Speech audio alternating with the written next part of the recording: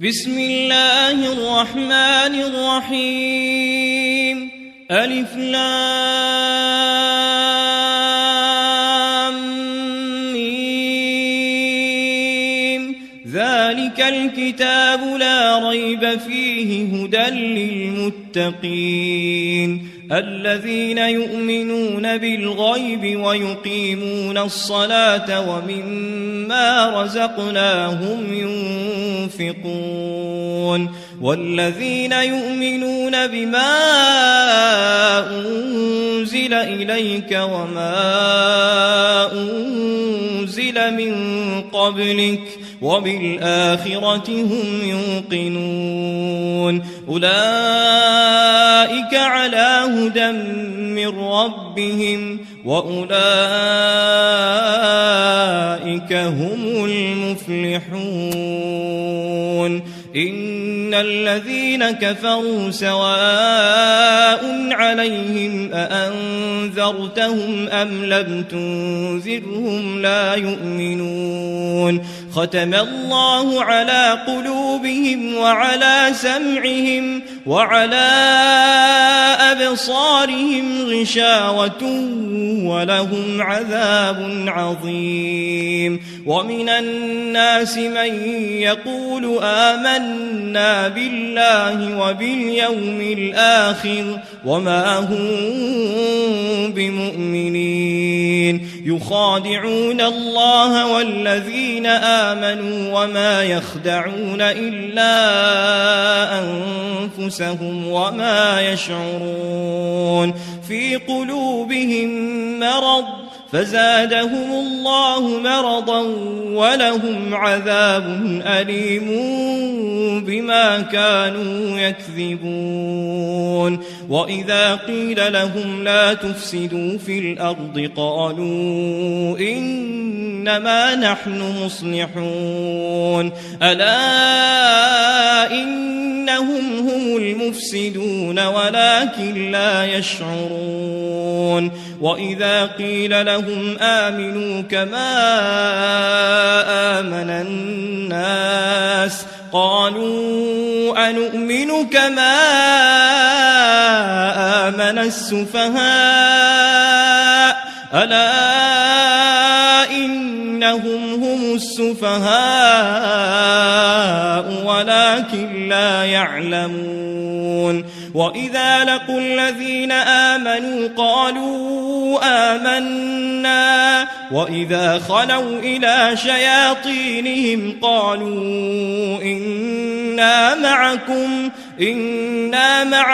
إنما نحن مستهزئون الله يستهزئ بهم ويمدهم في طغيانهم يعمهون أولئك الذين اشتروا الضلالة بالهدى فما ربحت تجارتهم وما كانوا مهتدين مثلهم كمثل الذي استوقد نارا فلما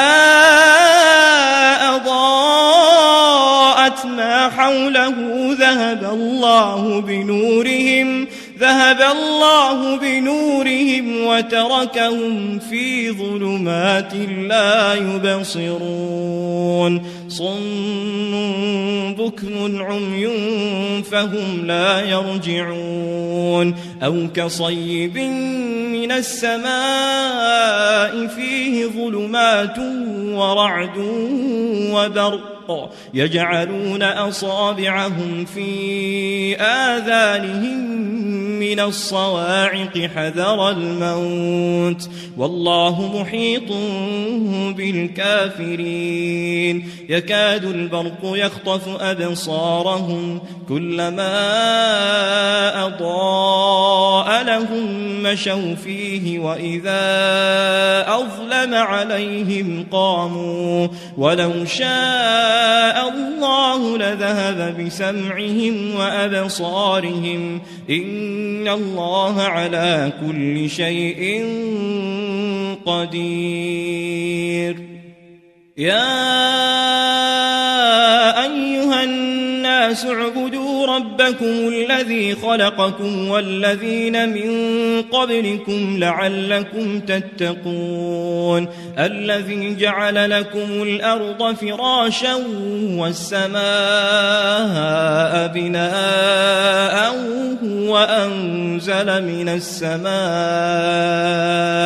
وأنزل من السماء ماء فأخرج به من الثمرات رزقا لكم فلا تجعلوا لله أندادا وأنتم تعلمون وإن كنتم في ريب مما نزلنا على عبدنا فأتوا بسورة من مثله وادعوا شهداءكم من دون الله إن كنتم صادقين فإن لم تفعلوا ولن تفعلوا فاتقوا النار التي وقودها الناس والحجارة أعدت للكافرين وبشر الذين آمنوا وعملوا الصالحات أن لهم جنات تجري من تحتها الأنهار كلما رزقوا منها من ثمرة رزقا قالوا هذا الذي رزقنا من قبل وأتوا به متشابها ولهم فيها أزواج مطهرة وهم فيها خالدون إن الله لا يستحيي أن يضرب مثلا ما بعوضة فما فوقها فأما الذين آمنوا فيعلمون أنه الحق من ربهم وأما الذين كفروا فيقولون ماذا أراد الله بهذا مثلا يضل به كثيرا ويهدي به كثيرا وما يضل به إلا الفاسقين الذين ينقضون عهد الله من بعد ميثاقه ويقطعون ما أمر الله به أن يوصل ويفسدون في الأرض أولئك هم الخاسرون كيف تكفرون بالله وكنتم أمواتا فأحياكم ثم يميتكم ثم يحييكم ثم إليه ترجعون هو الذي خلق لكم ما في الأرض جميعا ثم استوى إلى السماء فسواهن 7 سماوات وهو بكل شيء عليم وإذ قال ربك للملائكة إني جاعل في الأرض خليفة قالوا أتجعل فيها من يفسد فيها ويسفك الدماء ونحن نسبح بحمدك ونقدس لك قال إني أعلم ما لا تعلمون وعلم آدم الأسماء كلها ثم عرضهم على الملائكة فقال أنبئوني بأسماء هؤلاء إن كنتم صادقين قالوا سبحانك لا علم لنا إلا ما علمتنا إنك أنت العليم الحكيم قال يا آدم أنبئهم بأسمائهم فلما أنبأهم بأسمائهم قال ألم أقل لكم إني أعلم غيب السماوات والأرض وأعلم ما تبدون وما كنتم تكتمون وإذ قلنا للملائكة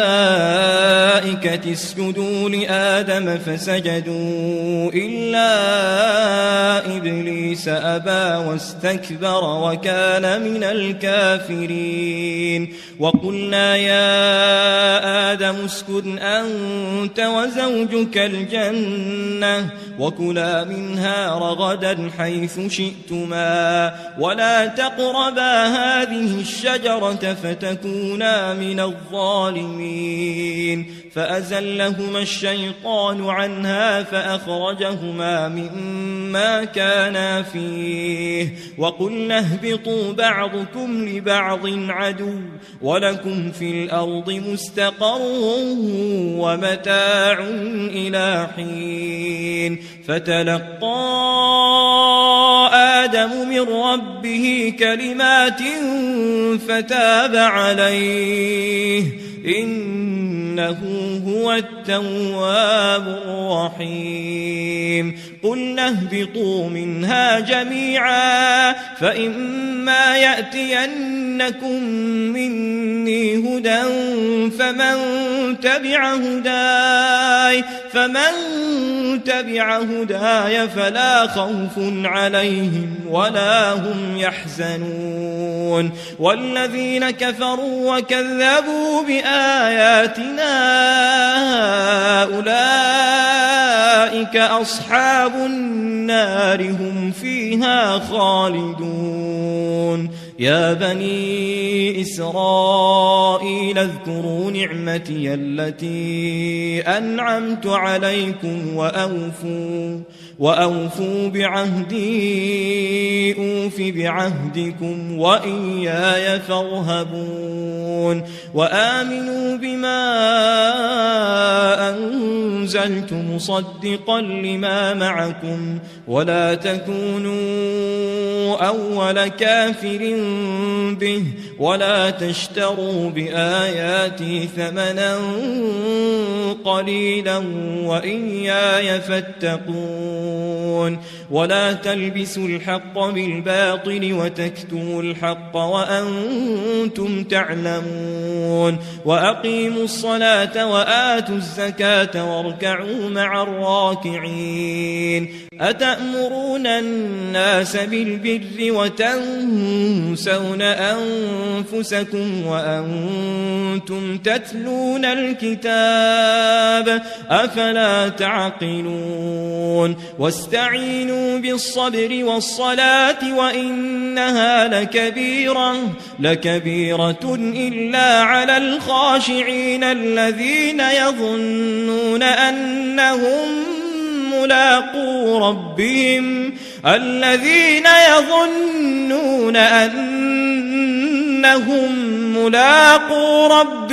وأنهم إليه راجعون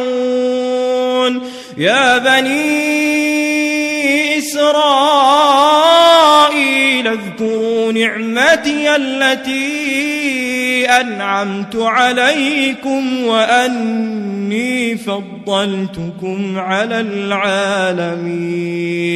واتقوا يوما لا تجزي نفس عن نفس شيئا ولا يقبل منها شفاعة ولا يؤخذ منها عدل ولا هم ينصرون وإذ نجيناكم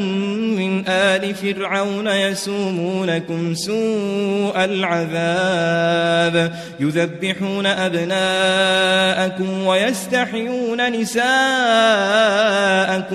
وفي ذلكم بلاء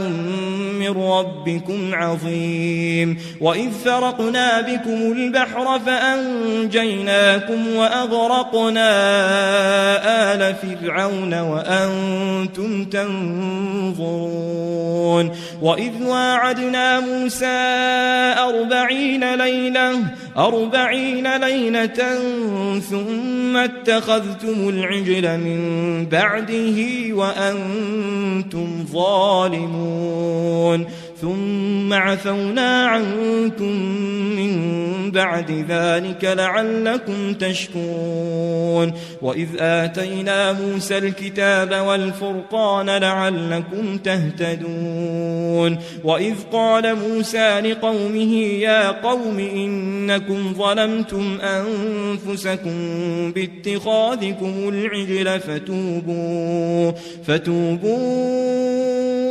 إلى بارئكم فاقتلوا أنفسكم ذلكم خير لكم عند بارئكم فتاب عليكم إنه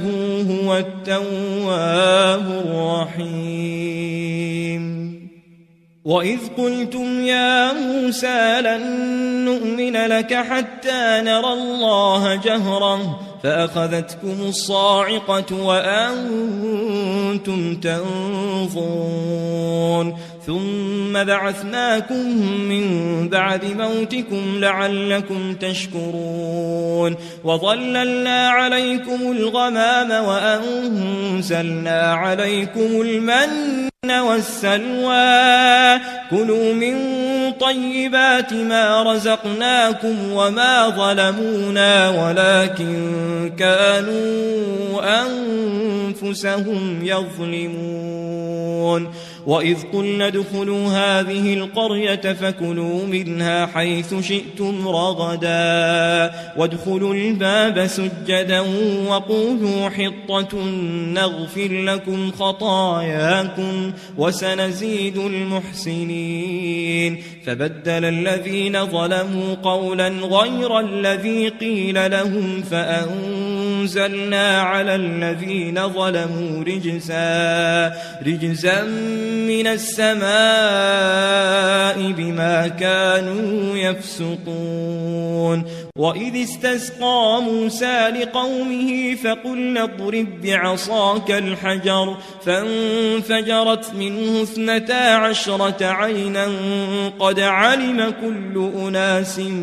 مشربهم كلوا واشربوا من رزق الله ولا تعثوا في الأرض مفسدين وإذ قلتم يا موسى لن نصبر على طعام واحد فادع لنا ربك يخرج لنا مما تنبت الأرض من بقلها وقثائها وفومها وعدسها وبصلها قال أتستبدلون الذي هو أدنى بالذي هو خير اهبطوا مصرا فإن لكم ما سألتم وضربت عليهم الذلة والمسكنة وباءوا بغضب من الله ذلك بأنهم كانوا يكفرون بآيات الله ويقتلون النبيين بغير الحق ذلك بما عصوا وكانوا يعتدون إن الذين آمنوا والذين هادوا والنصارى والصابئين من آمن بالله واليوم الآخر وعمل صالحا فلهم أجرهم عند ربهم ولا خوف عليهم ولا هم يحزنون وإذ أخذنا ميثاقكم ورفعنا فوقكم الطور خذوا ما آتيناكم بقوة واذكروا ما فيه لعلكم تتقون ثم توليتم من بعد ذلك فلولا فضل الله عليكم ورحمته لكنتم من الخاسرين الخاسرين ولقد علمتم الذين اعتدوا منكم في السبت فقلنا لهم كونوا قردة خاسئين فجعلناها نكالا لما بين يديها وما خلفها وموعظة للمتقين. وإذ قال موسى لقومه إن الله يأمركم أن تذبحوا بقرة قالوا أتتخذنا هزوا قال أعوذ بالله أن أكون من الجاهلين قالوا ادع لنا ربك يبين لنا ما هي قال إنه يقول إنها بقرة لا فارض ولا بكر عوان بين ذلك فافعلوا ما تؤمرون قالوا ادع لنا ربك يبين لنا ما لونها قال إنه يقول إنها بقرة صفراء فاقع لونها تسر الناظرين قالوا ادع لنا ربك يبين لنا ما هي إن البقرة شابه علينا وإنا إن شاء الله لمهتدون قال إنه يقول إنها بقرة لا ذلول تثير الأرض ولا تسقي الحرث مسلمة لا شية فيها قالوا الآن جئت بالحق فذبحوها وما كادوا يفعلون وإذ قتلتم نفسا فادارأتم فيها والله مخرج ما كنتم تكتمون فقلنا اضربوه ببعضها كذلك يحيي الله الموتى ويريكم آياته لعلكم تعقلون ثم قست قلوبكم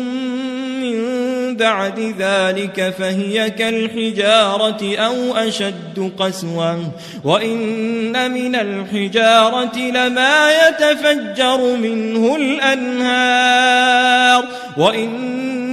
منها لما يشقق فيخرج منه الماء وإن منها لما يهبط من خشية الله وما الله بغافل عما تعملون أفتطمعون أن يؤمنوا لكم وقد كان فريق منهم يسمعون كلام الله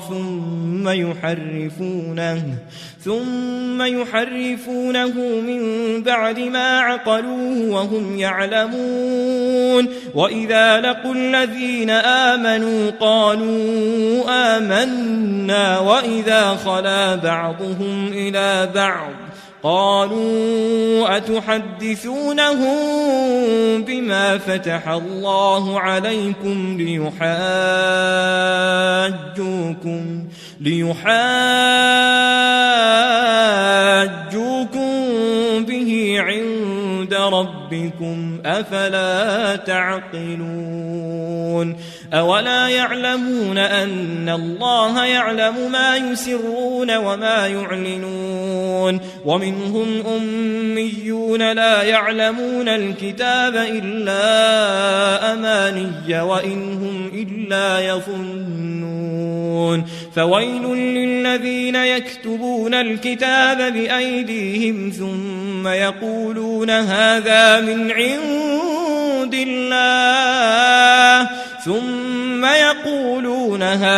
من عند الله ليشتروا به ثمنا قليلا فويل لهم مما كتبت أيديهم وويل لهم مما يكسبون وقالوا لن تمسنا النار إلا أياما معدودة قل أتخذتم عند الله عهدا فلن يخلف الله عهده أم تقولون على الله ما لا تعلمون بلى من كسب سيئة وأحاطت به خطيئته فأولئك أصحاب النار هم فيها خالدون والذين آمنوا وعملوا الصالحات أولئك أصحاب الجنة هم فيها خالدون وإذ أخذنا ميثاق بني إسرائيل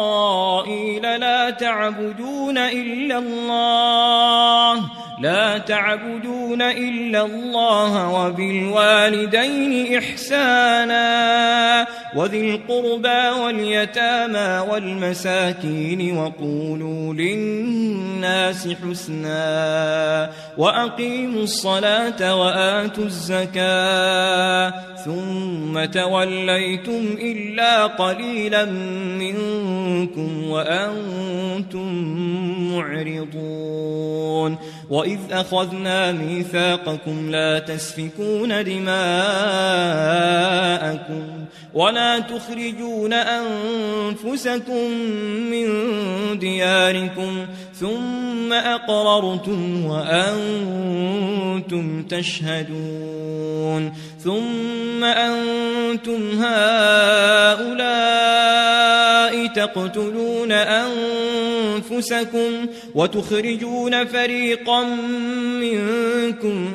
من ديارهم تظاهرون عليهم بالإثم والعدوان وإن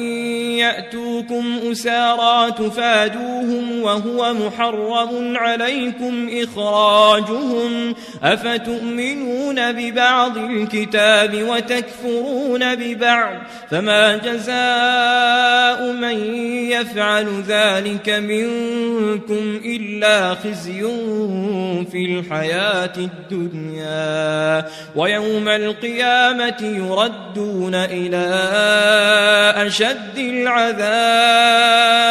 وما الله بغافل عما تعملون أولئك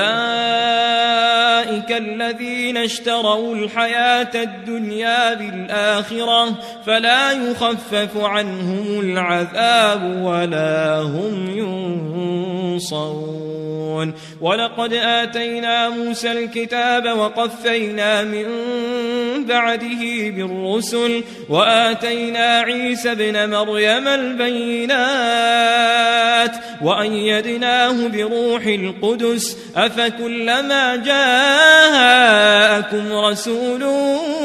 بما لا تهوى أنفسكم استكبرتم ففريقا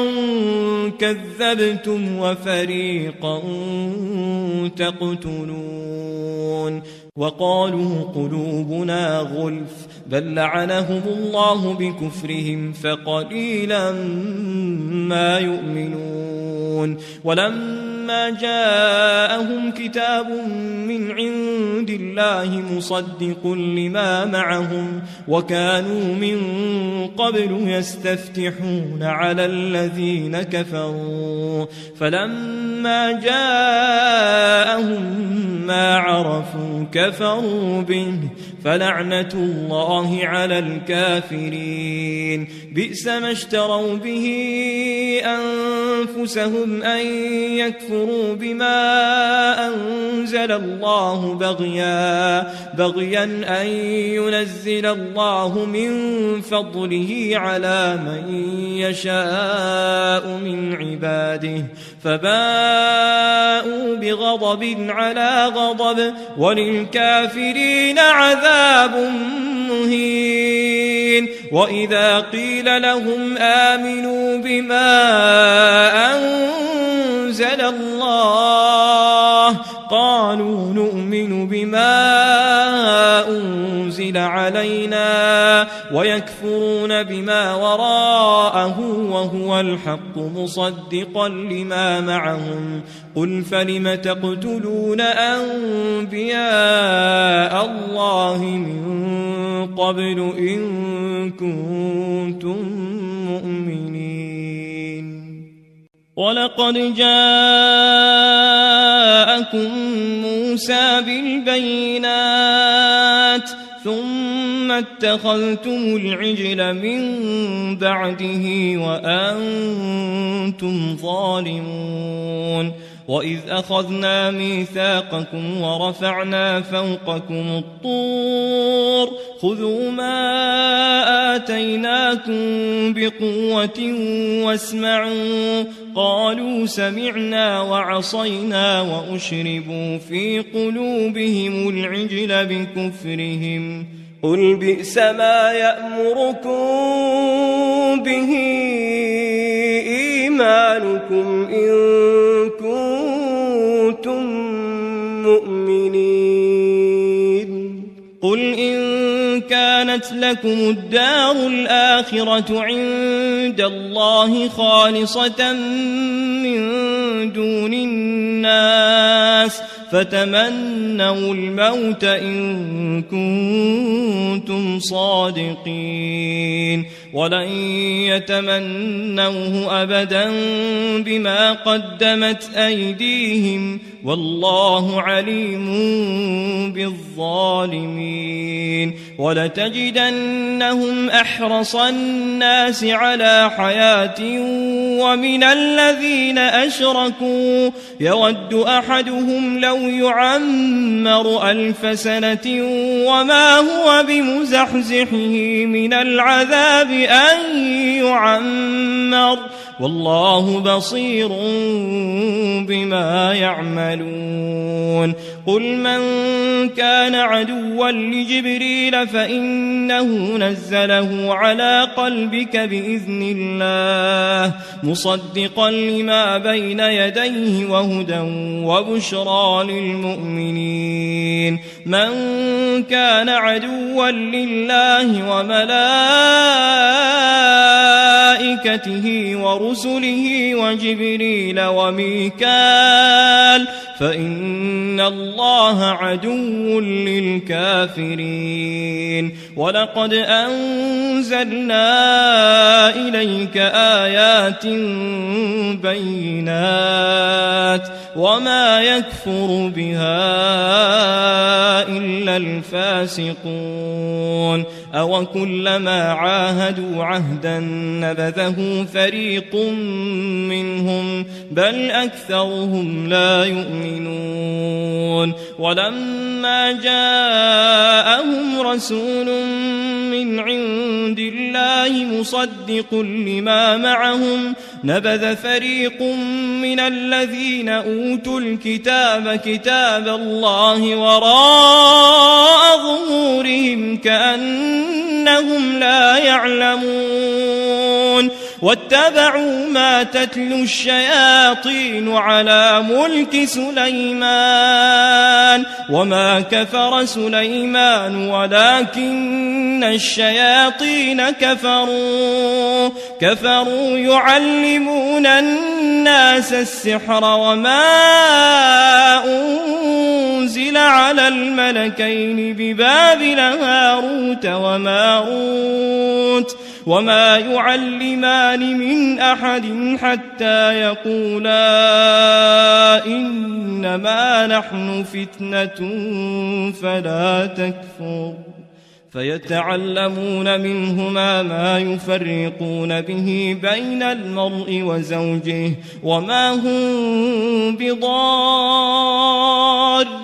به من أحد إلا بإذن الله ويتعلمون ما يضرهم ولا ينفعهم ولقد علموا لمن اشتراه ما له في الآخرة من خلاق ولبئس ما شروا به أنفسهم لو كانوا يعلمون ولو أنهم آمنوا واتقوا لمثوبة من عند الله خير لو كانوا يعلمون. يا أيها الذين آمنوا لا تقولوا راعنا وقولوا انظرنا واسمعوا وللكافرين عذاب أليم. ما يود الذين كفروا من أهل الكتاب ولا المشركين أن ينزل عليكم من خير من ربكم والله يختص برحمته من يشاء والله ذو الفضل العظيم. ما ننسخ من آية أو ننسها نأت بخير منها أو مثلها. ألم تعلم أن الله على كل شيء قدير. ألم تعلم أن الله له ملك السماوات والأرض وما لكم من دون الله من ولي ولا نصير. أم تريدون أن تسألوا رسولكم كما سئل موسى من قبل ومن يتبدل الكفر بالإيمان فقد ضل سواء السبيل. ود كثير من أهل الكتاب لو يردونكم من بعد إيمانكم كفارا حسدا من عند أنفسهم من بعد ما تبين لهم الحق فاعفوا واصفحوا حتى يأتي الله بأمره إن الله على كل شيء قدير. وأقيموا الصلاة وآتوا الزكاة وما تقدموا لأنفسكم من خير تجدوه عند الله إن الله بما تعملون بصير. وقالوا لن يدخل الجنة إلا من كان هودا أو نصارى تلك أمانيهم قل هاتوا برهانكم إن كنتم صادقين. بلى من أسلم وجهه لله وهو محسن فله أجره عند ربه ولا خوف عليهم ولا هم يحزنون. وقالت اليهود ليست النصارى على شيء وقالت النصارى ليست اليهود على شيء وهم يتلون الكتاب كذلك قال الذين لا يعلمون مثل قولهم فالله يحكم بينهم يوم القيامة فيما كانوا فيه يختلفون. ومن أظلم ممن منع مساجد الله أن يذكر فيها اسمه وسعى في خرابها أولئك ما كان لهم أن يدخلوها إلا خائفين لهم في الدنيا خزي ولهم في الآخرة عذاب عظيم. ولله المشرق والمغرب فأينما تولوا فثم وجه الله إن الله واسع عليم. وقالوا اتخذ الله ولدا سبحانه بل له ما في السماوات والأرض كل له قانتون. بديع السماوات والأرض وإذا قضى أمرا فإنما يقول له كن فيكون. وقال الذين لا يعلمون لولا يكلمنا الله أو تأتينا آية كذلك قال الذين من قبلهم مثل قولهم تشابهت قلوبهم قد بينا الآيات لقوم يوقنون إنا أرسلناك بالحق بشيرا ونذيرا ولا تسأل عن أصحاب الجحيم ولن ترضى عنك اليهود ولا النصارى حتى تتبع ملتهم قل إن هدى الله هو الهدى ولئن اتبعت أهواءهم بعد الذي جاءك من العلم ما لك من الله من ولي ولا نصير الذين آتيناهم الكتاب يتلونه حق تلاوته أولئك يؤمنون به ومن يكفر به فأولئك هم الخاسرون يا بني إسرائيل اذكروا نعمتي التي أنعمت عليكم وأني فضلتكم على العالمين واتقوا يوما لا تجزي نفس عن نفس شيئا ولا يقبل منها عدل ولا تنفعها شفاعة ولا هم ينصرون وإذ ابتلى إبراهيم ربه بكلمات فأتمهن قال إني جاعلك للناس إماما قال ومن ذريتي قال لا ينال عهد الظالمين وإذ جعلنا البيت مثابة للناس وأمنا واتخذوا من مقام إبراهيم مصلى وعهدنا إلى إبراهيم وإسماعيل أن طهرا بيتي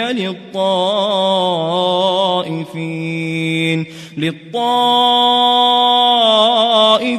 والعاكفين والركع السجود وإذ قال إبراهيم رب اجعل هذا بلدا آمنا وارزق أهله من الثمرات من آمن منهم بالله واليوم الآخر قال ومن كفر فأمتعه قليلا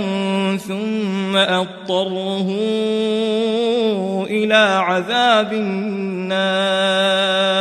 وبئس المصير وإذ يرفع إبراهيم القواعد من البيت وإسماعيل ربنا تقبل منا إنك أنت السميع العليم ربنا وجعلنا مسلمين لك ومن ذريتنا أمة مسلمة لك وأرنا مناسكنا وتب علينا إنك أنت التواب الرحيم ربنا وابعث فيهم رسولا منهم يتلو عليهم آياتك ويعلمهم الكتاب والحكمة ويزكيهم إنك أنت العزيز الحكيم ومن يرغب عن ملة إبراهيم إلا من سفه نفسه ولقد اصطفيناه في الدنيا وإنه في الآخرة لمن الصالحين إذ قال له ربه أسلم قال أسلمت لرب العالمين ووصى بها إبراهيم بنيه ويعقوب يا بني إن الله اصطفى لكم الدين فلا تموتن إلا وأنتم مسلمون. أم كنتم شهداء إذ حضر يعقوب الموت إذ قال لبنيه ما تعبدون من بعدي قالوا نعبد إلهك وإله آبائك إبراهيم وإسماعيل وإسحاق إلها واحدا ونحن له مسلمون. تلك أمة قد خلت لها ما كسبت ولكم ما كسبتم ولا تسألون عما كانوا يعملون. وقالوا كونوا هودا أو نصارى تهتدوا قل بل ملة إبراهيم حنيفا وما كان من المشركين. قولوا آمنا بالله وما أنزل إلينا وما أنزل إلى إبراهيم وإسماعيل وإسحاق ويعقوب والأسباط وما أوتي موسى وعيسى وما أوتي النبيون من ربهم لا نفرق بين أحد منهم ونحن له مسلمون. فإن آمنوا بمثل ما آمنتم به فقد اهتدوا وإن تولوا فإنما هم في شقاق فسيكفيكهم الله وهو السميع العليم. صبغة الله ومن أحسن من الله صبغة ونحن له عابدون. قل أتحاجوننا في الله وهو ربنا وربكم ولنا أعمالنا ولكم أعمالكم ونحن له مخلصون. أم تقولون إن إبراهيم وإسماعيل وإسحاق ويعقوب والأسباط كانوا هودا أو نصارى قل أأنتم أعلم أم الله ومن أظلم ممن كتم شهادة عنده من الله وما الله بغافل عما تعملون. تلك أمة قد خلت لها ما كسبت ولكم ما كسبتم ولا تسألون عما كانوا يعملون. سيقول السفهاء من الناس ما ولاهم عن قبلتهم التي كانوا عليها قل لله المشرق والمغرب يهدي من يشاء إلى صراط مستقيم. وكذلك جعلناكم أمة وسطا لتكونوا شهداء على الناس ويكون الرسول عليكم شهيدا. وما جعلنا القبلة التي كنت عليها إلا لنعلم من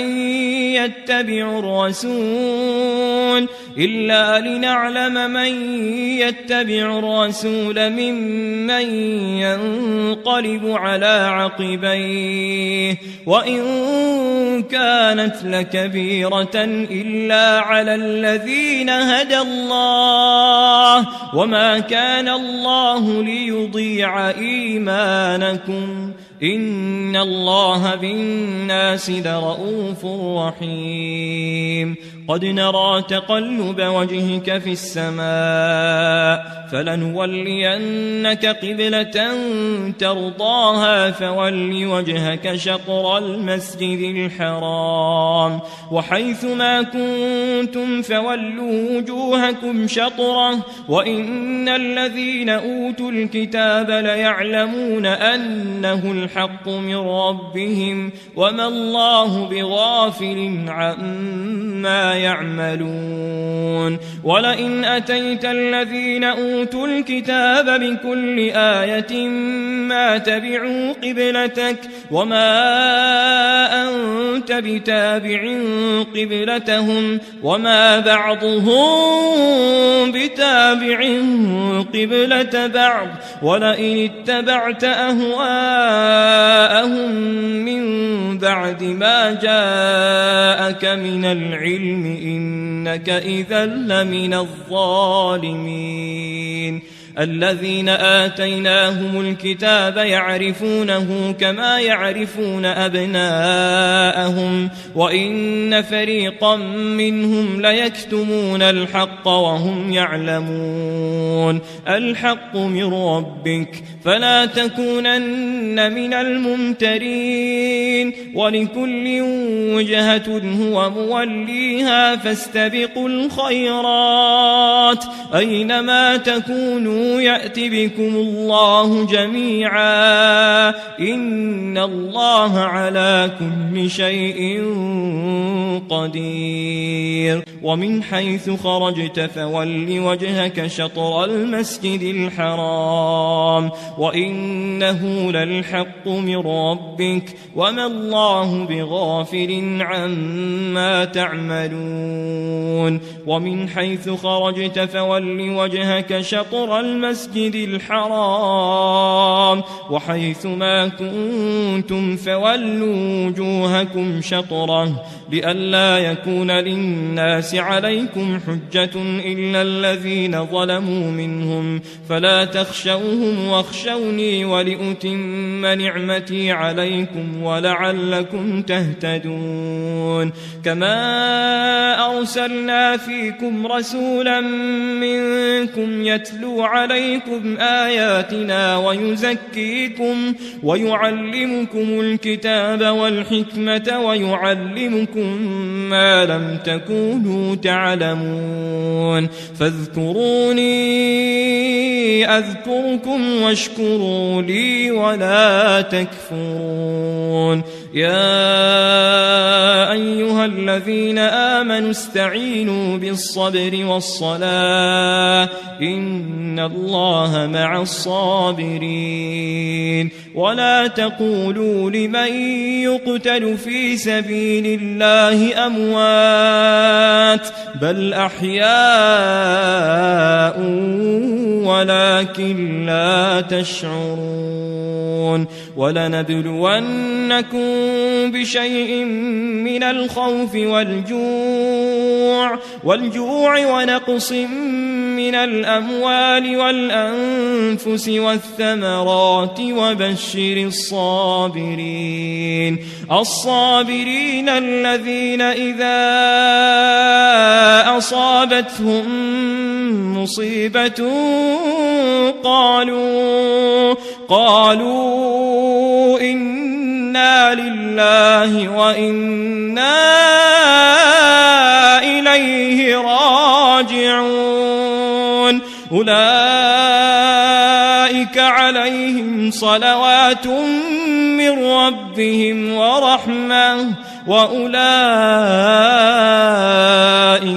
هم المهتدون إن الصفا والمروة من شعائر الله فمن حج البيت أو اعتمر فلا جناح عليه أن يطوف بهما ومن تطوع خيرا فإن الله شاكر عليم إن الذين يكتمون ما أنزلنا من البينات والهدى من بعد ما بيناه للناس في الكتاب أولئك يلعنهم الله ويلعنهم اللاعنون إلا الذين تابوا وأصلحوا وبينوا فأولئك أتوب عليهم وأنا التواب الرحيم إن الذين كفروا وماتوا وهم كفار أولئك عليهم لعنة الله والملائكة والناس أجمعين خالدين فيها لا يخفف عنهم العذاب ولا هم ينظرون وإلهكم إله واحد لا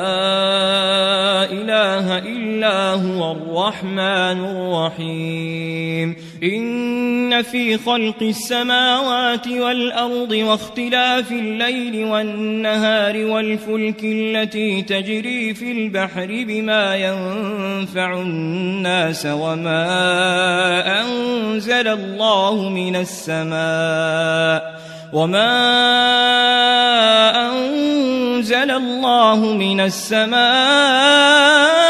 من ماء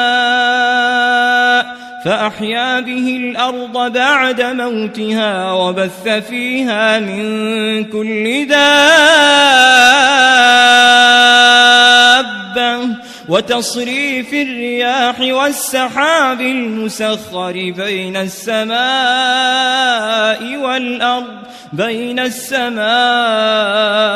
والأرض لآيات لقوم يعقلون ومن الناس من يتخذ من دون الله أندادا يحبونهم كحب الله والذين آمنوا أشد حبا لله ولو يرى الذين ظلموا إذ يرون العذاب أن القوة لله جميعا وأن الله شديد العذاب إذ تبرأ الذين اتبعوا من الذين اتبعوا ورأوا العذاب وتقطعت بهم الأسباب وقال الذين اتبعوا لو أن لنا كرة فنتبرأ منهم كما تبرؤوا منا كذلك يريهم الله أعمالهم حسرات عليهم وما هم بخارجين من النار يا أيها الناس كلوا مما في الأرض حلالا طيبا ولا تتبعوا خطوات الشيطان إنه لكم عدو مبين إنما يأمركم بالسوء والفحشاء وأن تقولوا على الله ما لا تعلمون وإذا قيل لهم اتبعوا ما أنزل الله قالوا بل نتبع ما ألفينا عليه آباءنا أولو كان آباؤهم لا يعقلون شيئا ولا يهتدون ومثل الذين كفروا كمثل الذي ينعق بما لا يسمع إلا دعاء ونداء صم بكم عمي فهم لا يعقلون يا أيها الذين آمنوا كلوا من طيبات ما رزقناكم واشكروا لله إن كنتم إياه تعبدون إنما حرم عليكم الميتة والدم ولحم الخنزير وما أهل به لغير الله فمن اضطر غير باغ ولا عاد فلا إثم عليه إن الله غفور رحيم إن الذين يكتمون ما أنزل الله من الكتاب ويشترون به ثمنا قليلا أولئك ما يأكلون في بطونهم إلا النار ولا يكلمهم الله يوم القيامة ولا يزكيهم ولهم عذاب أليم أولئك الذين اشتروا الضلالة بالهدى والعذاب بالمغفرة فما أصبرهم على النار ذلك بأن الله نزل الكتاب بالحق وإن الذين اختلفوا في الكتاب لفي شقاق بعيد ليس البر أن تولوا وجوهكم قبل المشرق والمغرب ولكن البر من آمن بالله واليوم الآخر والملائكة والكتاب والنبيين وآتى المال على حبه ذوي القربى واليتامى والمساكين وابن السبيل والسائلين وفي الرقاب وأقام الصلاة وآتى الزكاة والموفون بعهدهم إذا عاهدوا والصابرين في البأساء والضراء وحين البأس أولئك الذين صدقوا وأولئك هم المتقون يا أيها الذين آمنوا كتب عليكم القصاص في القتلى الحر بالحر والعبد بالعبد والأنثى بالأنثى فمن عفي له من أخيه شيء فاتباع بالمعروف وأداء إليه بإحسان ذلك تخفيف من ربكم ورحمة فمن اعتدى بعد ذلك فله عذاب أليم ولكم في القصاص حياة يا أولي الألباب لعلكم تتقون كتب عليكم إذا حضر أحدكم الموت إن ترك خيرا الوصية للوالدين والأقربين بالمعروف حقا على المتقين فمن بدله بعدما سمعه فإنما إثمه على الذين يبدلونه إن الله سميع عليم فمن خاف من موص جنفا أو إثما فأصلح بينهم فلا إثم عليه إن الله غفور رحيم يا أيها الذين آمنوا كتب عليكم الصيام كما كتب على الذين من قبلكم لعلكم تتقون أياما معدودات فمن كان منكم مريضا أو على سفر فعدة من أيام أخر وعلى الذين يطيقونه فدية طعام مسكين فمن تطوع خيرا فهو خير له وأن تصوموا خير لكم إن كنتم تعلمون شهر رمضان الذي أنزل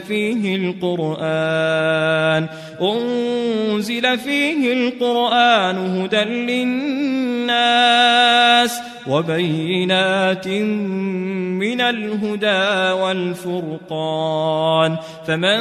شهد منكم الشهر فليصمه ومن كان مريضا أو على سفر فعدة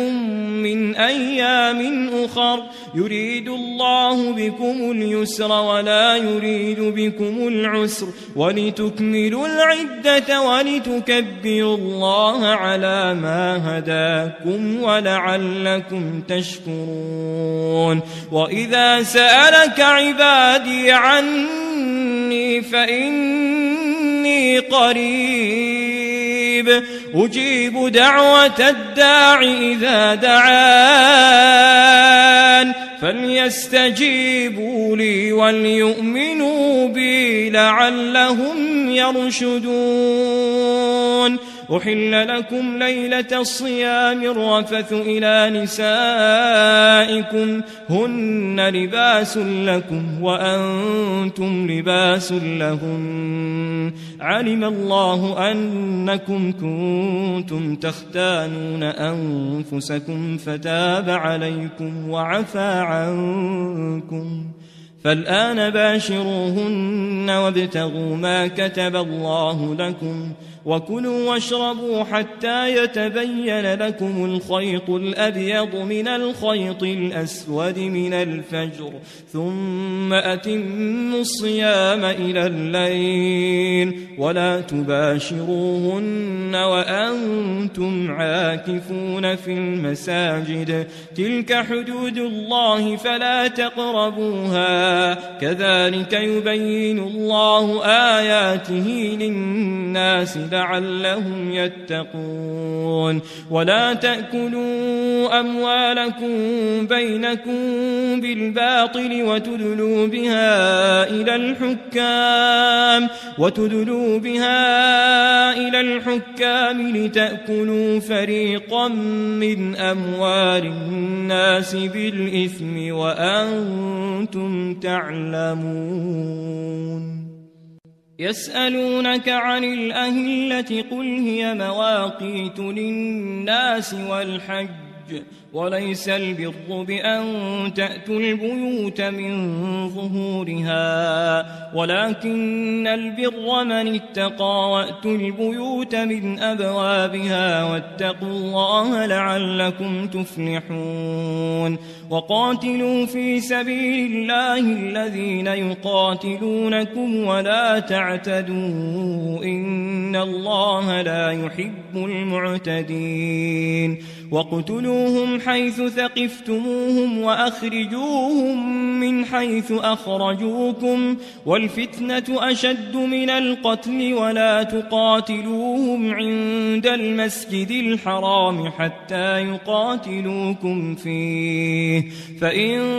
قاتلوكم فاقتلوهم كذلك جزاء الكافرين فإن انتهوا فإن الله غفور رحيم وقاتلوهم حتى لا تكون فتنة ويكون الدين لله فإن انتهوا فلا عدوان إلا على الظالمين الشهر الحرام بالشهر الحرام والحرمات قصاص فمن اعتدى عليكم فاعتدوا عليه بمثل ما اعتدى عليكم واتقوا الله واعلموا أن الله مع المتقين وأنفقوا وأنفقوا في سبيل الله ولا تلقوا بأيديكم إلى التهلكة وأحسنوا إن الله يحب المحسنين وأتموا الحج والعمرة لله فإن أحصرتم فما استيسر من الهدي ولا تحلقوا رؤوسكم حتى يبلغ الهدي محله فمن كان منكم مريضا أو به أذى من رأسه ففدية من صيام أو صدقة أو نسك فإذا أمنتم فمن تمتع بالعمرة إلى الحج فما استيسر من الهدي فمن لم يجد فصيام 3 أيام في الحج و7 إذا رجعتم تلك 10 كاملة ذلك لمن لم يكن أهله حاضر المسجد الحرام واتقوا الله واعلموا أن الله شديد العقاب الحج أشهر معلومات فمن فرض فيهن الحج فلا رفث ولا فسوق ولا جدال في الحج وما تفعلوا من خير يعلمه الله وتزودوا فإن خير الزاد التقوى واتقون يا أولي الألباب ليس عليكم جناح أن تبتغوا فضلا من ربكم فإذا أفضتم من عرفات فاذكروا الله عند المشعر الحرام واذكروه كما هداكم وإن كنتم من قبله لمن الضالين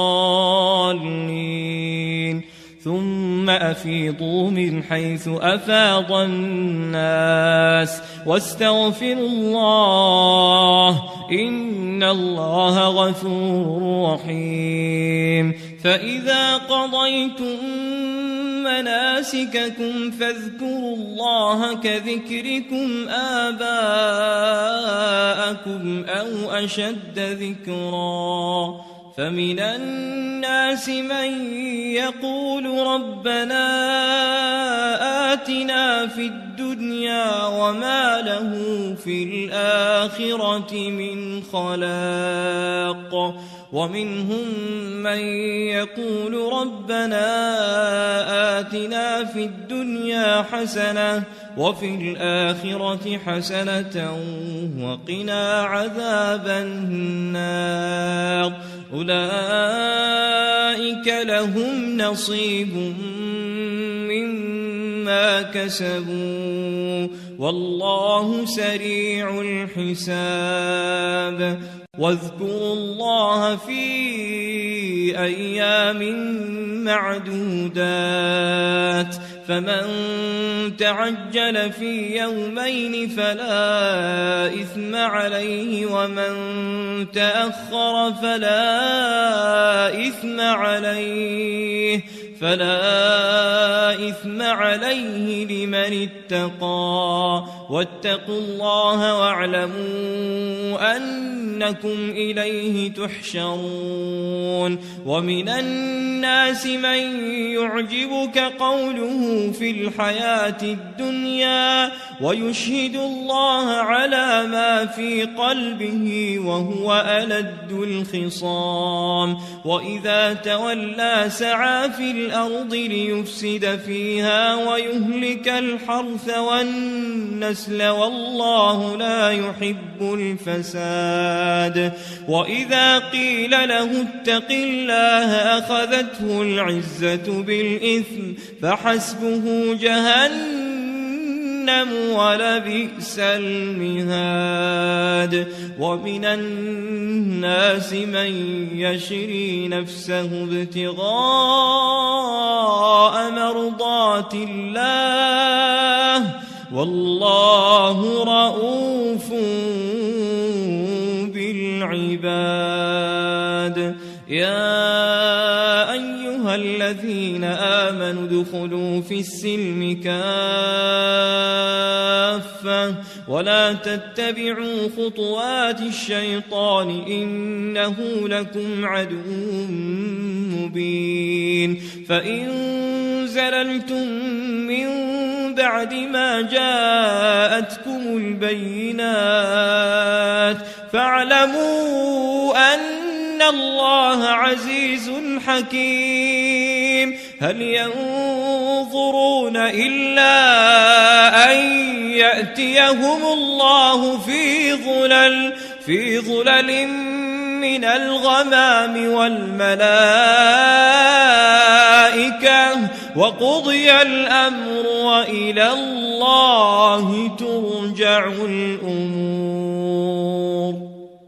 سل بني إسرائيل كم آتيناهم من آية بينة ومن يبدل نعمة الله من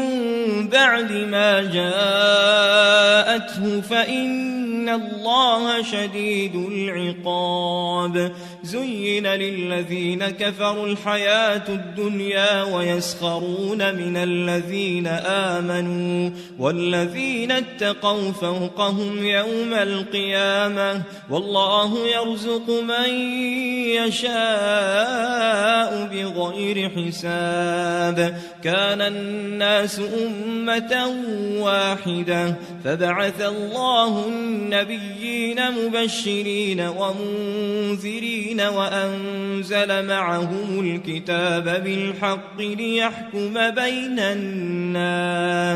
ليحكم بين الناس فيما اختلفوا فيه وما اختلف فيه إلا الذين أوتوه من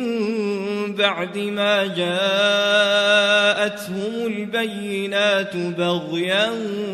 بينهم فهدى الله الذين آمنوا لما اختلفوا فيه من الحق بإذنه والله يهدي من يشاء إلى صراط مستقيم. أم حسبتم أن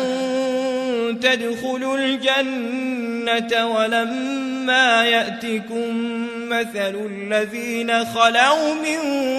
قبلكم مستهم البأساء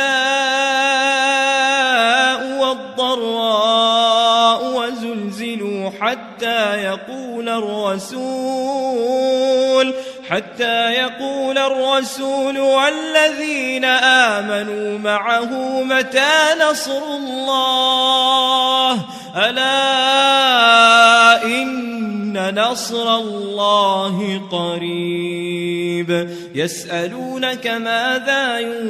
ينفقون قل ما أنفقتم من خير فللوالدين والأقربين واليتامى والمساكين وابن السبيل وما تفعلوا من خير فإن الله به عليم. كتب عليكم القتال وهو كره لكم وعسى أن تكرهوا شيئا وهو خير لكم وعسى أن تحبوا شيئا وهو شر لكم والله يعلم وأنتم لا تعلمون. يسألونك عن الشهر الحرام قتال فيه قل قتال فيه كبير وصد عن سبيل الله وكفر به والمسجد الحرام وإخراج أهله منه أكبر عند الله والفتنة أكبر من القتل ولا يزالون يقاتلونكم حتى يردوكم عن دينكم إن استطاعوا ومن يرتد منكم عن دينه فيمت وهو كافر فأولئك حبطت أعمالهم في الدنيا والآخرة وأولئك أصحاب النار هم فيها خالدون إن الذين آمنوا والذين هاجروا وجاهدوا في سبيل الله أولئك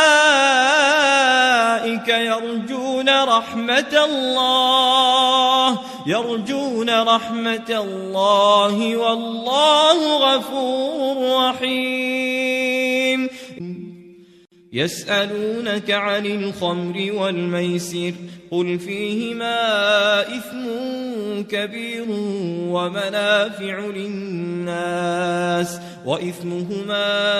أكبر من نفعهما ويسألونك ماذا ينفقون قل العفو كذلك يبين الله لكم الآيات لعلكم تتفكرون في الدنيا والآخرة ويسألونك عن اليتامى قل إصلاح لهم خير وإن تخالطوهم فإخوانكم والله يعلم المفسد من المصلح ولو شاء الله لأعنتكم إن الله عزيز حكيم ولا تنكحوا المشركات حتى يؤمن ولأمة مؤمنة خير من مشركة ولو أعجبتكم ولا تنكحوا المشركين حتى يؤمنوا ولعبد مؤمن خير من مشرك ولو أعجبكم أولئك يدعون إلى النار والله يدعو إلى الجنة والمغفرة بإذنه ويبين آياته للناس لعلهم يتذكرون ويسألونك عن المحيض قل هو أذى فاعتزلوا النساء في المحيض ولا تقربوهن حتى يطهرن فإذا تطهرن فأتوهن من حيث أمركم الله إن الله يحب التوابين ويحب المتطهرين نساؤكم حرث لكم فأتوا حرثكم أنى شئتم وقدموا لأنفسكم واتقوا الله واعلموا أنكم ملاقوه وبشر المؤمنين ولا تجعلوا الله عرضة لأيمانكم أن تبروا وتتقوا وتصلحوا بين الناس والله سميع عليم لا يؤاخذكم الله باللغو في أيمانكم ولكن يؤاخذكم بما كسبت قلوبكم والله غفور حليم للذين يؤلون من نسائهم تربص 4 أشهر فإن فاءوا فإن الله غفور رحيم وإن عزموا الطلاق فإن الله سميع عليم والمطلقات يتربصن بأنفسهن 3 قروء ولا يحل لهن أن يكتمن ما خلق الله في أرحامهن إن كن يؤمن بالله واليوم الآخر وبعولتهن أحق بردهن في ذلك إن أرادوا أرادوا إصلاحا ولهن مثل الذي عليهن بالمعروف وللرجال عليهن درجة والله عزيز حكيم. الطلاق مرتان فإمساك بمعروف أو تسريح بإحسان ولا يحل لكم أن تأخذوا مما آتيتموهن شيئا إلا أن يخافا ألا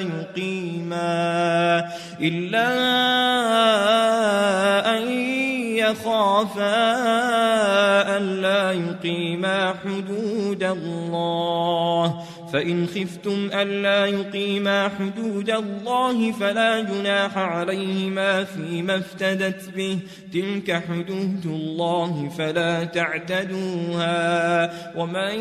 يتعد حدود الله فأولئك هم الظالمون. فإن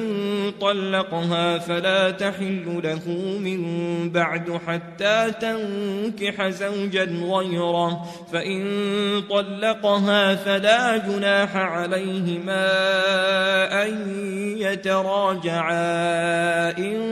ظنا أن يقيما حدود الله وتلك حدود الله يبينها لقوم يعلمون. وإذا طلقتم النساء فبلغن أجلهن فأمسكوهن بمعروف أو سرحوهن بمعروف ولا تمسكوهن ضرارا لتعتدوا ومن يفعل ذلك فقد ظلم نفسه ولا تتخذوا آيات الله هزوا واذكروا نعمة الله عليكم وما أنزل عليكم من الكتاب والحكمة يعظكم به واتقوا الله واعلموا أن الله بكل شيء عليم. وإذا طلقتم النساء فبلغن أجلهن فلا تعضلوهن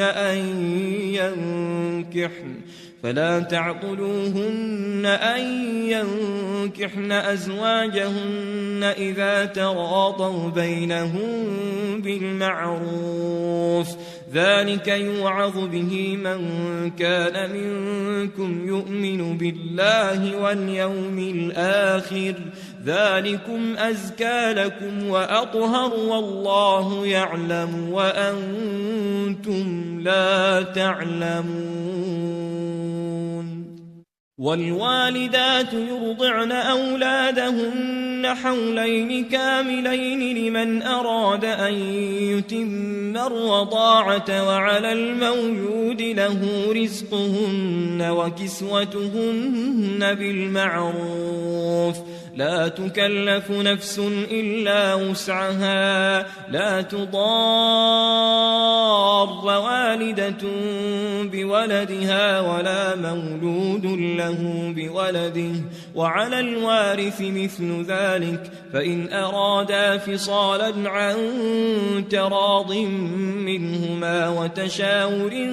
فلا جناح عليهما. وإن أردتم أن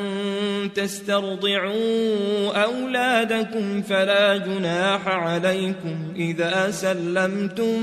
ما آتيتم بالمعروف واتقوا الله واعلموا أن الله بما تعملون بصير. والذين يتوفون منكم ويذرون أزواجا يتربصن بأنفسهن 4 أشهر وعشرا فإذا بلغن أجلهن فلا جناح عليكم فيما فعلن في أنفسهن بالمعروف والله بما تعملون خبير. ولا جناح عليكم فيما عرضتم به من خطبة النساء أو أكننتم في أنفسكم علم الله أنكم ستذكرونهن ولكن لا تواعدوهن سرا إلا أن تقولوا قولا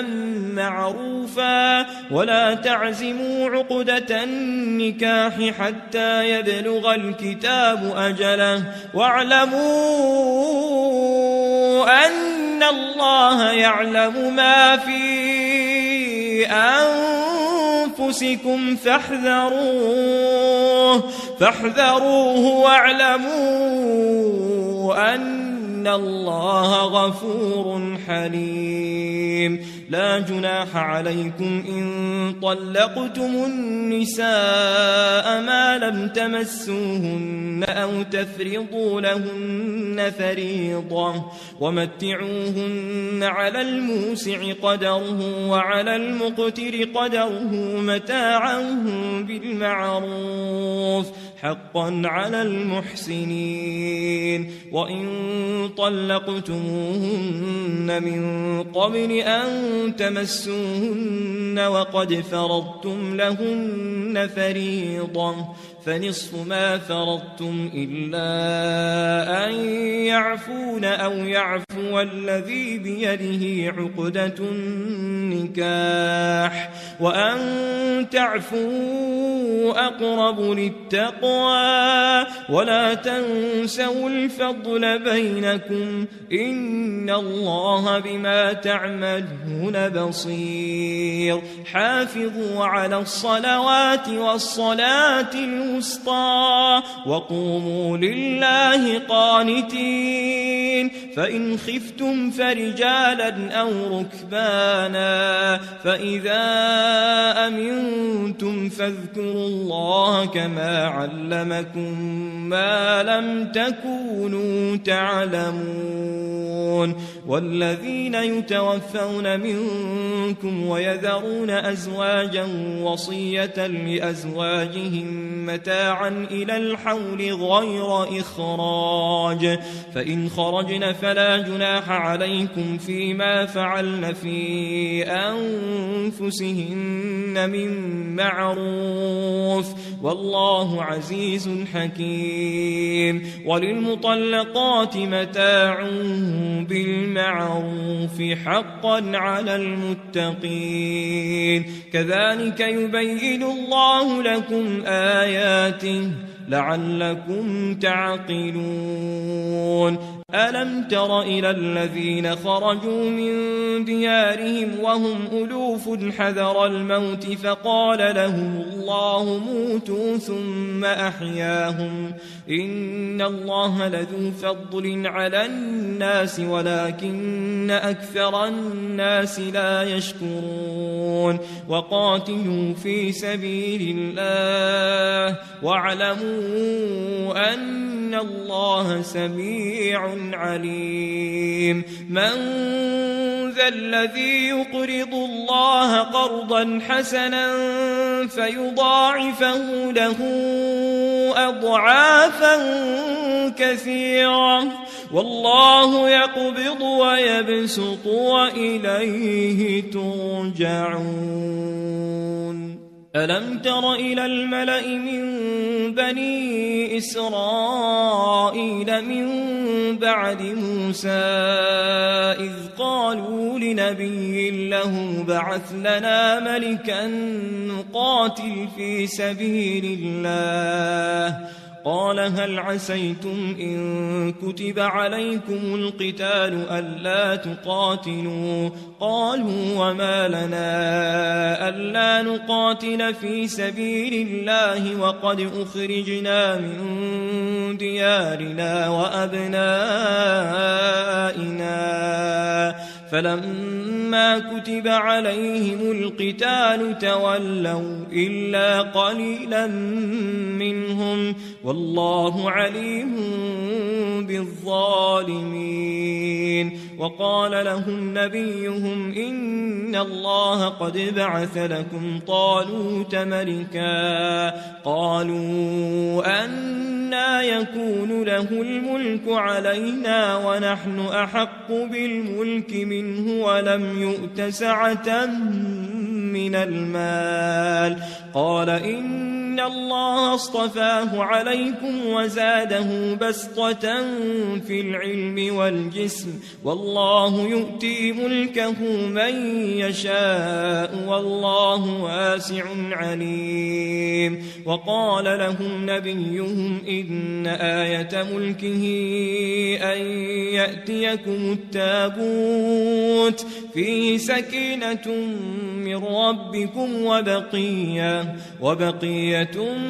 مما ترك آل موسى وآل هارون تحمله الملائكة إن في ذلك لآية لكم إن كنتم مؤمنين. فلما فصل طالوت بالجنود قال إن الله مبتليكم بنهر فمن شرب منه فليس مني ومن لم يطعمه فإنه مني إلا من اغترف غرفة بيده فشربه منه إلا قليلا منهم فلما جاوزه هو والذين آمنوا معه قالوا لا طاقة لنا اليوم بجالوت وجنوده قال الذين يظنون أنهم ملاقو الله كم من فئة قليلة غلبت فئة كثيرة بإذن الله والله مع الصابرين. ولما برزوا لجالوت وجنوده قالوا ربنا أفرغ علينا صبرا وثبت أقدامنا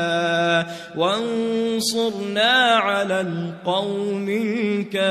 الكافرين فهزموهم بإذن الله. وقتل داود جالوت وآتاه الله الملك والحكمة وعلمه مما يشاء ولولا دفع الله الناس بعضهم ببعض لفسدت الأرض ولكن الله ذو فضل على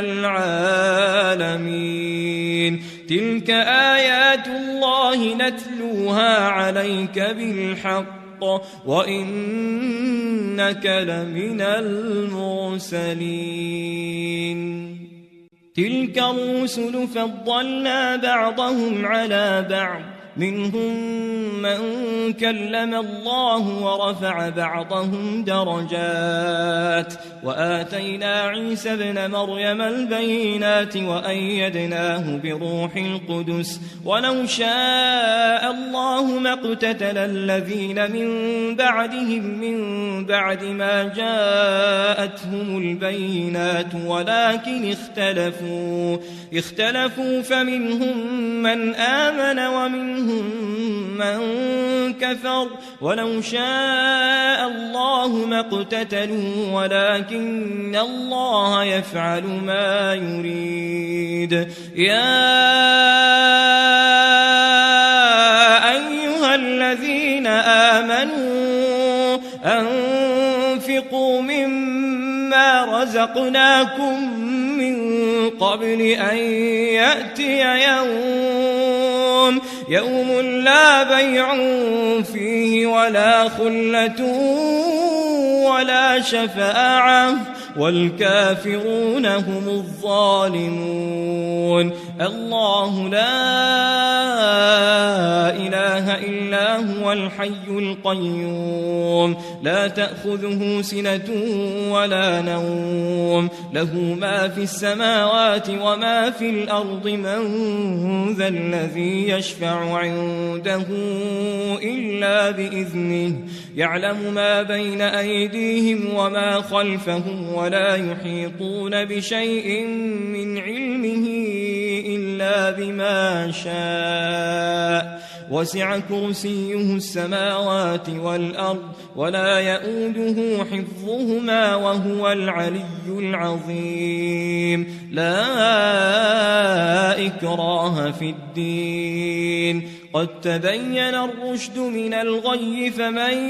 يكفر بالطاغوت ويؤمن بالله فقد استمسك بالعروة الوثقى لا انفصام لها والله سميع عليم الله ولي الذين آمنوا يخرجهم من الظلمات إلى النور والذين كفروا أولياؤهم الطاغوت يخرجونهم من النور إلى الظلمات أولئك أصحاب النار هم فيها خالدون ألم تر إلى الذي حاج إبراهيم في ربه أن آتاه الله الملك إذ قال إبراهيم ربي الذي يحيي ويميت قال أنا أحيي وأميت قال إبراهيم فإن الله يأتي بالشمس من المشرق فأت بها من المغرب فبهت الذي كفر والله لا يهدي القوم الظالمين أو كالذي مر على قرية وهي خاوية على عروشها قال أنى يحيي هذه الله بعد موتها فأماته الله 100 عام ثم بعثه قال كم لبثت قال لبثت يوما أو بعض يوم قال بل لبثت 100 عام فانظر إلى طعامك وشرابك لم يتسنه وانظر إلى حمارك ولنجعلك آية للناس وانظر إلى العظام كيف ننشزها ثم نكسوها لحما فلما تبين له قال أعلم أن الله على كل شيء قدير وإذ قال إبراهيم رب أرني كيف تحيي الموتى قال أولم تؤمن قال بلى ولكن ليطمئن قلبي قال فخذ 4 من الطير فصرهن إليك ثم اجعل على كل جبل منهن جزءا ثم ادعهن يأتينك سعيا واعلم أن الله عزيز حكيم مثل الذين ينفقون أموالهم في سبيل الله كمثل حبة أنبتت 7 سنابل في كل سنبلة 100 حبة والله يضاعف لمن يشاء والله واسع عليم الذين ينفقون أموالهم في سبيل الله ثم لا يتبعون ما أنفقوا منا ولا أذى لهم أجرهم عند ربهم ولا خوف عليهم ولا هم يحزنون قول معروف ومغفرة خير من صدقة يتبعها أذى والله غني حليم. يا أيها الذين آمنوا لا تبطلوا صدقاتكم بالمن والأذى كالذي ينفق ماله رئاء الناس ولا يؤمن بالله واليوم الآخر فمثله كمثل صفوان عليه تراب فأصابه وابل فتركه صلدا لا يقدرون على شيء مما كسبوا والله لا يهدي القوم الكافرين. ومثل الذين ينفقون أموالهم ابتغاء مرضات الله وتثبيتا من أنفسهم كمثل جنة بربوة أصابها وابل فآتت أكلها ضعفين فإن لم يصبها وابل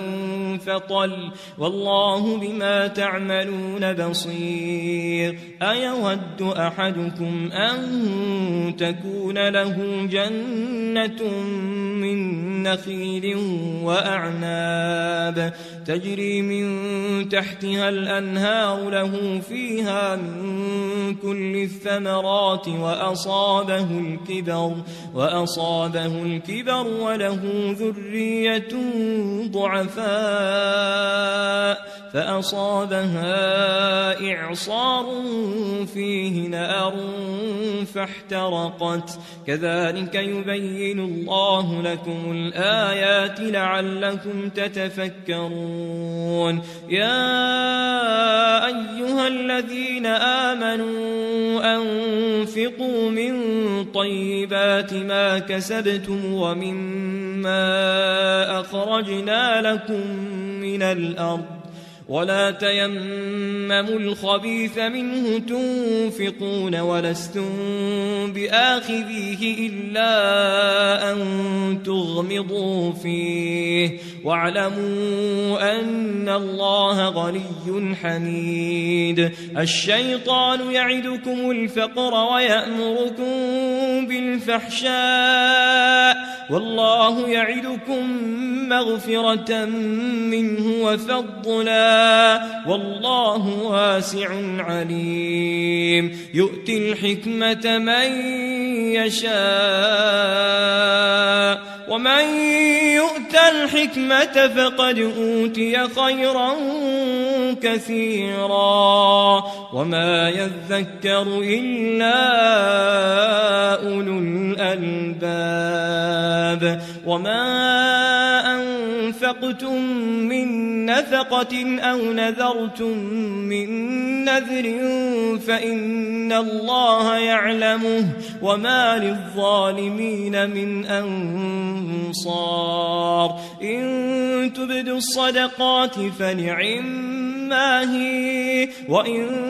تخفوها وتؤتوها الفقراء فهو خير لكم ويكفر عنكم من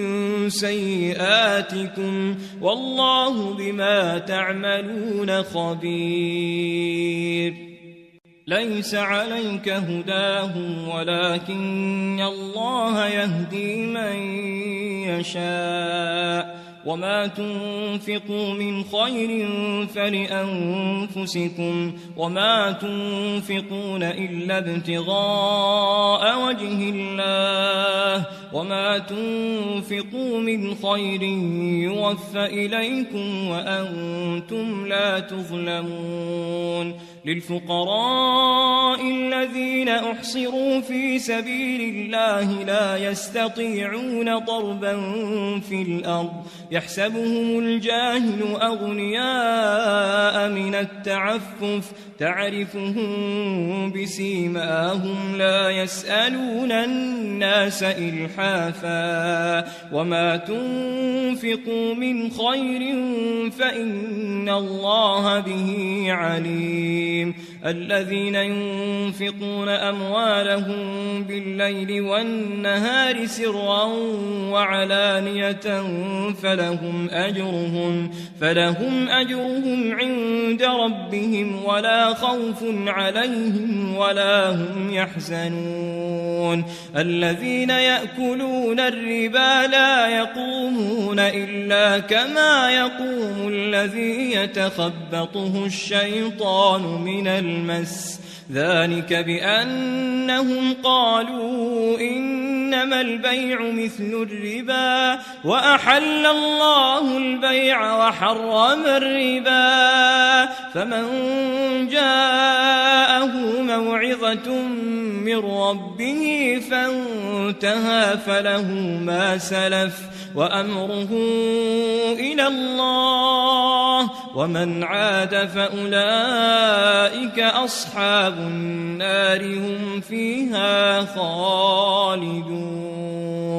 يمحق الله الربا ويربي الصدقات والله لا يحب كل كفار أثيم إن الذين آمنوا وعملوا الصالحات وأقاموا الصلاة وآتوا الزكاة لهم أجرهم عند ربهم ولا خوف عليهم ولا هم يحزنون يا أيها الذين آمنوا اتقوا الله وذروا ما بقي من الربا إن كنتم مؤمنين فإن لم تفعلوا فأذنوا بحرب من الله ورسوله وإن تبتم فلكم رؤوس أموالكم لا تظلمون ولا تظلمون وإن كان ذو عسرة فنظرة إلى ميسرة وأن تصدقوا خير لكم إن كنتم تعلمون واتقوا يوما ترجعون فيه إلى الله ثم توفى كل نفس ما كسبت وهم لا يظلمون يا أيها الذين آمنوا إذا تداينتم بدين إلى أجل مسمى فاكتبوه وليكتب بينكم كاتب بالعدل ولا يأب كاتب أن يكتب كما علمه الله فليكتب وليملل الذي عليه الحق وليتق الله ربه ولا يبخس منه شيئا فإن كان الذي عليه الحق سفيها أو ضعيفا أو لا يستطيع أن يمل هو فليملل وليه بالعدل واستشهدوا شهيدين من رجالكم فإن لم يكونا رجلين فرجل وامرأتان ممن ترضون من الشهداء أن تضل إحداهما فتذكر إحداهما الأخرى ولا يأبى الشهداء إذا ما دعوا ولا تسأموا أن تكتبوه صغيرا أو كبيرا إلى أجله ذلكم أقسط عند الله وأقوم للشهادة وأدنى ألا ترتابوا إلا أن تكون تجارة حاضرة تديرونها بينكم فليس عليكم جناح ألا تكتبوها وأشهدوا إذا تبايعتم ولا يضار كاتب ولا شهيد وإن تفعلوا فإنه فسوق بكم واتقوا الله ويعلمكم الله والله بكل شيء عليم وإن كنتم كنتم على سفر ولم تجدوا كاتبا فرهان مقبوضة فإن أمن بعضكم بعضا فليؤدي الذي اؤتمن أمانته وليتق الله ربه ولا تكتموا الشهادة ومن يكتمها فإنه آثم قلبه والله بما تعملون عليم لله ما في السماوات وما في الأرض وإن تبدوا ما في أنفسكم أو تخفوه يحاسبكم به الله فيغفر لمن يشاء ويعذب من يشاء والله على كل شيء قدير آمن الرسول بما أنزل إليه من ربه والمؤمنون كل آمن بالله وملائكته وكتبه ورسله لا نفرق بين أحد من رسله وقالوا سمعنا وأطعنا غفرانك ربنا وإليك المصير لا يكلف الله نفسا إلا وسعها لها ما كسبت وعليها ما اكتسبت ربنا لا تؤاخذنا إن نسينا أو أخطأنا ربنا ولا تحمل علينا إصرا كما حملته على الذين من قبلنا ربنا ولا تحملنا ما لا طاقة لنا به واعف عنا واغفر لنا وارحمنا أنت مولانا فانصرنا على القوم الكافرين